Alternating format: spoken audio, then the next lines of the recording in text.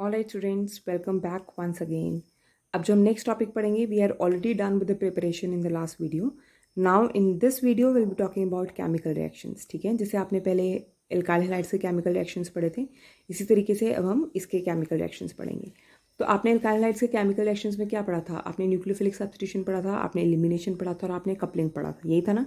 तो यहाँ भी वो दो चीज़ें तो सेम ही है, एक है न्यूक्लियोफिलिक सब्स्टिट्यूशन, एक है कपलिंग।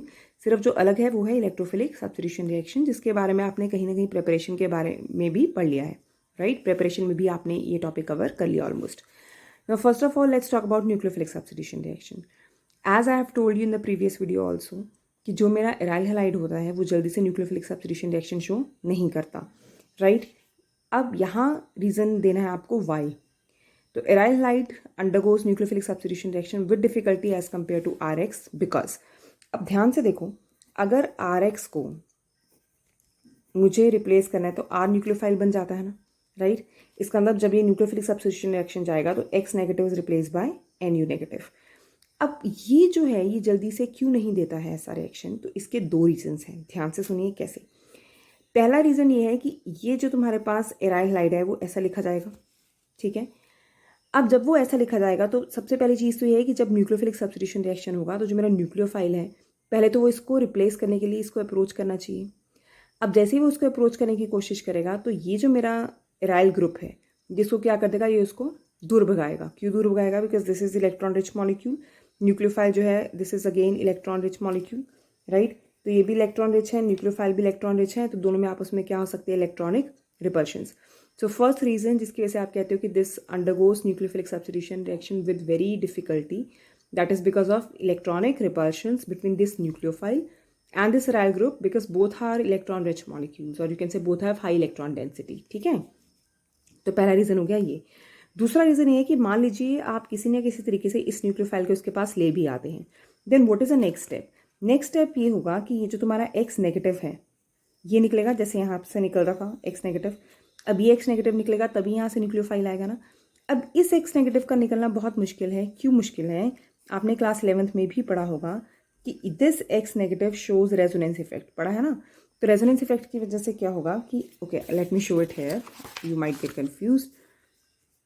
तो ये है तुम्हारे पास 1 2 3 4 5 6, राइट, और ये तुम्हारे पास है बेंजीन मॉलिक्यूल, ठीक है।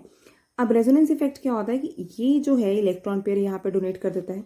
जब भी यहाँ पे इलेक्ट्रॉन पेयर डोनेट करेगा तो यहाँ पे कौन सा बॉन्ड बन जाएगा? देखो यहाँ पे बन गया double bond, such that x पे कौन सा चार्ज आ गया? पॉजिटिव। अब जैसे ही यहाँ पे डबल बॉन्ड बना तो पहले यहाँ पे कार्बन के आसपास 4 बॉन्ड थे, अब एक बॉन्ड और बन गया तो 5 हो जाएंगे। तो 5 बॉन्ड्स तो नहीं हो सकते, तो जैसे ही यहाँ पे ये वाला बॉन्ड शिफ्ट होता है ये वाला यहाँ शिफ्ट हो जाता है, राइट। तो तुम्हारे पास ये ऐसे हो जाएगा एंड देन रेजोनेटिंग स्ट्रक्चर्स बन जाएंगे। ये आपने क्लास 11th में करा है, you can just go through your notes and you can check it, right. तो इसका मतलब यहाँ पे तुम्हारे पास ये जो हैलाइड है इसके आसपास यहाँ पे क्या आ रहा है? डबल बॉन्ड आ रहा है, राइट। और अगर आप इसका रेजोनेंस हाइब्रिड बनाओगे तो इसका रेजोनेंस हाइब्रिड जो होगा उसमें कहीं ना कहीं ये पार्शियल डबल बॉन्ड करेक्टर आएगा। ऐसा होता ना, जब आप रेजोनेंस हाइब्रिड बनाओगे तो यहाँ पे पार्शियल कौन सा चार्ज आएगा, सॉरी कौन सा करेक्टर आएगा? Partial double bond character. तो सिंगल बॉन्ड को तोड़ना आसान होता है या डबल बॉन्ड को? सिंगल बॉन्ड को। इसका मतलब इसको हम जल्दी से ब्रेक नहीं कर सकते। तो अगर ये जल्दी से ब्रेक नहीं होगा इसका मतलब एक्स नेगेटिव जल्दी से रिलीज नहीं होगा। तो अगर एक्स नेगेटिव जल्दी से रिलीज नहीं हुआ तो क्या न्यूक्लियोफाइल आके लगेगा? नहीं लगेगा, राइट। इसका मतलब दो रीजंस हैं जिसकी वजह से आप कहते हो कि जो मेरे एराइल हैलाइड्स हैं दे undergo nucleophilic substitution reactions with difficulty. One is because of electronic repulsions, ठीक है। और जो दूसरा रीजन है वो क्या है? दूसरा reason is because of partial double bond character. और ये जो पार्शियल डबल बॉन्ड करेक्टर है ये किसकी वजह से आता है? Which is because of resonance. तो आपको ये स्ट्रक्चर बना के दिखाने पड़ेंगे रेजोनेंस हाइब्रिड के अलॉन्ग कि ये आपको partial double bond character show करेगा। और कई बार ये क्वेश्चन आपको कंसेप्चुअल में आ जाता है, so be prepared with these resonating structures, alright. So they undergo nucleophilic substitution reaction with much difficulty, but yes अगर हम एक्सट्रीम कंडीशंस लगाते हैं या अगर हम बहुत ड्रास्टिक कंडीशंस दे देते हैं तो आपके पास फिर भी न्यूक्लियोफिलिक सब्स्टिट्यूशन रिएक्शंस हो जाते हैं।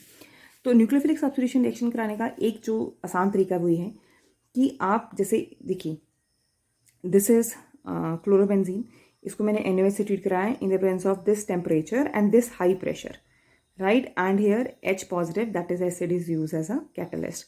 तो यहाँ पे मेरे NaOH में कौन सा न्यूक्लियोफाइल है, Na positive OH negative, so OH negative will replace Cl negative, as a result यहाँ पे बन जाएगा फिनोल। ये तुम्हारे पास क्या बन रहा है, phenol. And in fact this is one of the methods to prepare phenol, right, and it is called as Dow's process. ठीक है, ये एक मेथड है जिससे आप फिनोल बना सकते हैं। You will learn this in the next chapter. This is one of the methods to prepare phenol. ठीक है, तो क्लोरोबेंजीन का रिएक्शन आपने NaOH से ट्रीट कराया इसको in the presence of high temperature and high pressure and catalyst to give you phenol. अब इसमें देखो इंपॉर्टेंट चीज़ क्या है कि अगर आप चाहते हैं कि आप इतना हाई टेम्परेचर और हाई प्रेशर ना लगाएं, तो आप एक ट्रिक खेलो। ट्रिक क्या है कि आप इस रिंग की इलेक्ट्रॉन डेंसिटी किसी तरीके से डिक्रीज कर दो। देखो खुद सोचो, अगर इस रिंग की इलेक्ट्रॉन डेंसिटी डिक्रीज हो गई तो न्यूक्लियोफाइल इसके पास बहुत जल्दी से अट्रैक्ट हो जाएगा ना, राइट। तो इसलिए हम क्या करते हैं, इसलिए हम ये करते हैं कि हम इस रिंग पे कुछ इलेक्ट्रॉन विड्रॉइंग ग्रुप्स लगा देते हैं, जैसे NO2, राइट। सो इलेक्ट्रॉन विड्रॉइंग ग्रुप से क्या होगा, NO2 जो है वो ring, this is electron withdrawing group. तो विड्रॉइंग ग्रुप का मतलब ये जो रिंग की इलेक्ट्रॉन डेंसिटी है इसको अपनी तरफ खींच लेगा, तो रिंग बेचारी गरीब होनी शुरू हो जाएगी, तो ये बहुत जल्दी न्यूक्लियोफाइल को अपने पास आने दे देगी। समझ में आ रही है मेरी बात। तो यहाँ पे मैं NO2 लगाया, सेम वही रिएक्शन है। अब देखो यहाँ जो पहले था इट वॉज 623 कैल्विन्स, यहाँ देखो टेम्परेचर डिक्रीज हो गया 443 कैल्विन्स पे, और यहाँ प्रेशर की भी बहुत ज़्यादा जरूरत नहीं हुई। क्यों? क्योंकि न्यूक्लियोफाइल खुद ही आ रहा है उसके पास। क्यों आ रहा है? क्योंकि ये बेचारी गरीब हो गई है रिंग। क्यों गरीब हो गई है? तुमने NO2 लगा दिया, which is electron withdrawing group, right. तो Cl के बदले में यहाँ पे क्या आ जाएगा, OH, बाकी सब कुछ will remain same. Next case तुमने क्या करा, तुमने यहाँ पे 2 NO2 ग्रुप्स लगा दिए, तो देखो टेम्परेचर और भी कम हो गया, राइट। फिर तुमने यहाँ पे तीनों NO2 ग्रुप्स लगा दिए, तो देखो अब तुम सिर्फ इसको वार्म भी कर दोगे तो भी रिएक्शन हो रहा है। समझ में आ रहा है? दिस मीन्स कि अगर आप चाहते हैं कि आपकी रिंग न्यूक्लियोफिलिक सब्स्टिट्यूशन रिएक्शन के लिए एक्टिव हो, आप अगर अपनी रिंग को न्यूक्लियोफिलिक सब्स्टिट्यूशन रिएक्शंस के लिए एक्टिवेट करना चाहते हैं, तो आपको क्या लगाना पड़ेगा, आपको उसकी इलेक्ट्रॉन डेंसिटी डिक्रीज करनी पड़ेगी with the presence of electron withdrawing groups. ये इंपॉर्टेंट कंसेप्ट है, इस पर कंसेप्चुअल क्वेश्चन आते हैं। आपको बहुत सारे मॉलिक्यूल्स दे दिए जाएंगे, आपको बोला जाएगा कि इनको अरेंज करो in the increasing order of their activity towards nucleophilic substitution. तो आपको सिर्फ ये देखना है कि more the number of electron withdrawing groups, more will be the ring activated towards it. तो हम ये कह सकते हैं कि tendency to undergo nucleophilic substitution reactions to show nucleophilic substitution by the ring is directly proportional to number of electron withdrawing groups. जितने ज़्यादा electron withdrawing groups होंगे उतनी जल्दी ये न्यूक्लियोफिलिक सब्स्टिट्यूशन रिएक्शन को शो करेगा। अब यहाँ एक इंपॉर्टेंट चीज़ है, इस मॉलिक्यूल को का नाम which is called as picric acid. अब why this is called as acid, देखो यहाँ पे कहीं भी COH ग्रुप नहीं है, राइट। लेकिन यहाँ पे इसको एसिड क्यों बोलते हैं, क्योंकि ये जो मॉलिक्यूल है ये अपना H पॉजिटिव बहुत जल्दी रिलीज कर देता है। अब तुम सोच सकते हो क्यों कर देता होगा, क्योंकि ये 3 NO2 ग्रुप है जो इससे इलेक्ट्रॉन्स खींच रहे हैं, तो ये मॉलिक्यूल बेचारा गरीब हो रहा है, तो इसको कहीं ना कहीं से तो इलेक्ट्रॉन चाहिए ना, तो इसका जोर किसी और पे तो चल नहीं रहा, तो किस पे चलेगा, सिर्फ हाइड्रोजन पे, तो H पॉजिटिव रिलीज कर देगा, right? So why this is called as picric acid? Because it very easily readily it loses H positive, right? और एसिड का कैरेक्टर होता है ना H पॉजिटिव लूज करना। Now what is the reason why it loses H positive easily? Because it has presence of 3 NO2 groups which are electron withdrawing in nature. तो ये जो 3 groups हैं NO2 ग्रुप्स, इसकी वजह से ये इसको एसिडिक बना देते हैं, मतलब ये बहुत जल्दी अपना H पॉजिटिव लूज कर देता है, क्योंकि ये तीनों इससे इलेक्ट्रॉन्स खींचने में लगे हुए हैं, राइट। तो ये बेचारा गरीब होता जा रहा है ना, तो इसको कहीं ना कहीं से इलेक्ट्रॉन्स चाहिए, इनसे तो मांग नहीं सकते, तो इससे तगड़े ग्रुप है ना, इससे स्ट्रॉन्गर ग्रुप्स हैं, तो अब इससे ही मांगना पड़ेगा, तो ये H पॉजिटिव को क्या कर देगा, लूज कर देगा, और पीछे क्या बच जाएगा, O negative. Is it okay? So this is all about the nucleophilic substitution reaction. Now let's come to the next category which is electrophilic substitution reaction. I have already told you कि electrophilic substitution reaction क्या होता है, और benzene rings जल्दी से electrophilic reaction को ही क्यों prefer करती हैं, क्योंकि 3 पाई बॉन्ड्स की वजह से न्यूक्लियोफाइल जल्दी से इनके पास नहीं आता, क्योंकि रिंग अमीर है तो गरीब ही आएगा इसके पास जल्दी से, और वो गरीब कौन है, इलेक्ट्रोफाइल, ठीक है। Alright, so let's begin. कौन कौन से रिएक्शंस हैं, जैसे मैंने पहले भी बताया था कि this is one of the type. ये तुम्हारे पास है क्लोरोबेंजीन। अब सबसे पहले अगर मैं इसका रिएक्शन करूँ Cl2 और AlCl3 के साथ, ये कॉम्बिनेशन आप पढ़ चुके हो। This combination will give you what, this combination will give you Cl positive which is electrophile. फिर से वही चीज़ है, क्योंकि this is ortho para directing, resonance में ऑर्थोपैरा डायरेक्टिंग शो करता है, इलेक्ट्रॉन डोनेट करता है, तो इसमें भी ये ऑर्थो और पैरा को डायरेक्ट करेगा। तो जो Cl पॉजिटिव है ये एक प्रोबेबिलिटी की ऑर्थो पे लगे और दूसरी प्रोबेबिलिटी किस पे लगे, पैरा पे लगे। Let's talk about this combination CH3Cl AlCl3। फिर से वही है कि इसकी प्रेजेंस में हेटेरोलिटिक फिशन होगी, तो यहाँ पे CH3 पॉजिटिव बनेगा, यहाँ पे Cl नेगेटिव बनेगा। ये Cl नेगेटिव AlCl3 उठा के ले जाएगा, और मेरे काम की चीज़ क्या रह जाएगी, सिर्फ CH3 positive which is electrophile. तो यहाँ पे जो मेरा इलेक्ट्रोफाइल जनरेट हुआ वो कौन हुआ, CH3 पॉजिटिव। मैं पहले ही बता चुकी हूँ कि ये ऑर्थो पैरा डायरेक्टिंग होगा ये वाला ग्रुप, तो इसकी एक ऑर्थो पे लग जाएगा और एक पैरा पे। तो एक बार में ये लगा ऑर्थो पे और एक बार पे ये लगा पैरा पे, right. Let's talk about this. Same case है, सेम स्टोरी है। इसकी प्रेजेंस में Cl नेगेटिव निकल गया बिकॉज दिस कार्बन और क्लोरीन में क्लोरीन इज मोर इलेक्ट्रोनेगेटिव, तो AlCl4 जो है वो बाहर आ जाएगा। और यहाँ तुम्हारा जो इलेक्ट्रोफाइल जनरेट हुआ वो कौन सा हुआ, ये जनरेट हुआ। अब यहाँ पे आपको एक बात का ध्यान रखना है, this is called as acyl group. इस ग्रुप को क्या बोलते हैं, एसाइल। जैसे R पॉजिटिव को एल्काइल बोलते हैं ना, this is called as acyl group, ठीक है। आपको यहाँ पे एक से दो चीज़ों का ध्यान रखना है, वो ये कि जहाँ पॉजिटिव चार्ज आया बॉन्डिंग वहीं से होगी, राइट। तो यहाँ पे जो मेरा पॉजिटिव है वो इस कार्बन पे है, तो यही कार्बन बॉन्ड बनाएगा, ठीक है। Again on ortho and para positions, तो यहाँ ये बन गया ऑर्थो पोजिशन पे, इसी कार्बन से ही बॉन्डिंग हुई है, और ये आ गया पैरा पोजिशन पे। अब क्योंकि ये एल्काइल ग्रुप था, तो ये जो रिएक्शन है it was called as Friedel Crafts alkylation. इसको बोलते हैं फ्रीडल क्राफ्ट एल्काइलेशन। और यहाँ पे कौन सा ग्रुप है, acyl group, so this will be called as Friedel Crafts acylation.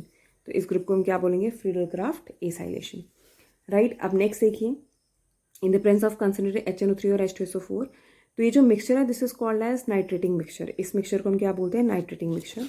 और इम्पॉर्टेंट चीज़ क्या है कि HNO3 और H2SO4 का जो कॉम्बिनेशन है ये तुम्हारे पास कौन सा इलेक्ट्रोफाइल जनरेट करता है, ये देखते हैं। देखो H2SO4 जो है ये स्ट्रॉन्ग एसिड है, तो अपना H पॉजिटिव जो है ये रिलीज करता है, राइट।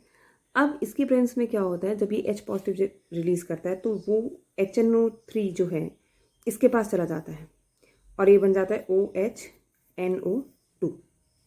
ये H पॉजिटिव अब यहाँ चला जाएगा क्योंकि ये इलेक्ट्रॉन रिच हुआ ना, नाइट्रोजन के पास चला जाता है ये, राइट। तो ये क्या बन गया, HNO, ये HNO3 है, इसको मैंने सिंपल तरीके से लिख दिया, दिस इज HNO3। अब जब ये H पॉजिटिव यहाँ आएगा तो इसके पास ये इलेक्ट्रॉन पेयर होने की वजह से जो H पॉजिटिव है वो इस पे अटैक कर लेगा। जब वो इस पे अटैक कर लेगा, इसको ऐसे दिखाते हैं एक्चुअली, इलेक्ट्रॉन रिच से इलेक्ट्रॉन डेफिशिएंट पे जाते हैं, तो ये बन जाता है H2O positive and NO2, right. अब देखो यहाँ पे out of nitrogen and oxygen, oxygen हमेशा ज़्यादा इलेक्ट्रोनेगेटिव होता है, तो ये बॉन्ड यहाँ से अपने साथ ले जाता है और पीछे क्या बच जाता है, NO2 पॉजिटिव, और वाटर निकल जाता है।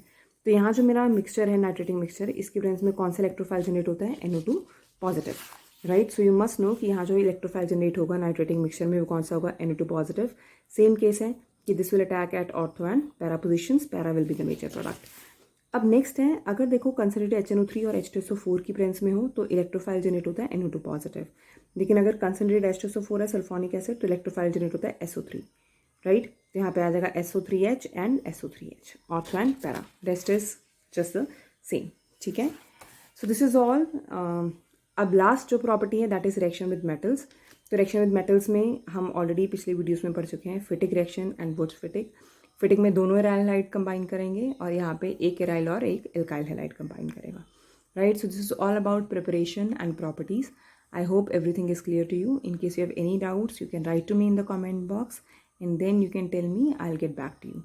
That's it. Thank you so much. Stay blessed and stay safe.